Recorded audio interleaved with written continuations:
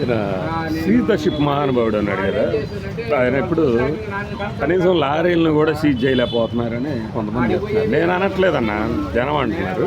CPI Ramakrishna గారు కూడా అన్నారు అన్నమాట. ఏమన్నారు ఆయన? ఏమన్నా కూడా ఏంటంటే, నిన్న పిఠాపురంలో వర్మ గారు అన్నారు. ఏమన్నారో తెలుసా? మరి అప్పట్లో ఇసుక అంతా దందా చేస్తున్నారంటే వైఎస్ఆర్సీపీ వాళ్ళు చేశారు, మేమందరూ ధర్నాలు చేశాము, దందా వాళ్ళు చేస్తే టీడీపీ జనసేన బీజేపీ అందరం కలిసి చేశాము. మరి ఇప్పుడు వాళ్ళు అంత ధైర్యం ఏడు నుంచి వచ్చిందో నాకు అర్థం కావట్లా. అదేవిడ జనంలో మాట్లాడమన్నాడు కదా, అందుకని జనంలోనే మాట్లాడుతున్నాం.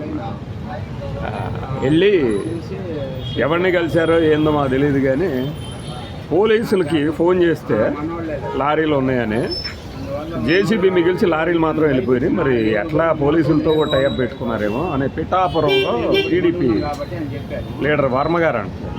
దేని గురించి అయ్యా అంటే, ఇదే ఇసుక, డూప్లికేట్ ఇసుక తీసుకెళ్ళి అసలు ఇసుకలో కలిపి కల్తీ చేసి అమ్ముకుంటున్నారు.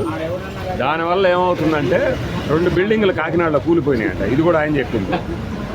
మరి మీరు సీజ్ ద షిప్, ఈ లారీలు సీజ్ చేయటం ఏంటి? ఇది వదిలేయండి. రేషన్ బియ్యం కూడా తెగ తరలిపోతుందంట. మరి లారీలు ఎక్కడి నుంచి వెళ్తున్నాయి?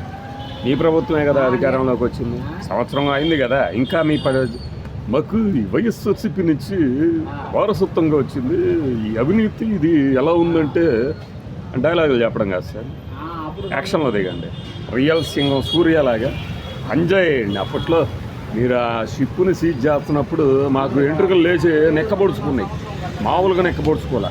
ఏదో మనవాడు కూడా అమ్మ అంటున్నాడే మరి ఇక్కడ. అలాంటిది మంచి మ్యూజిక్ వేసారు ఆ వీడియోకి. ఇప్పుడు చూస్తేనేమో మరి షిప్పు పోయింది,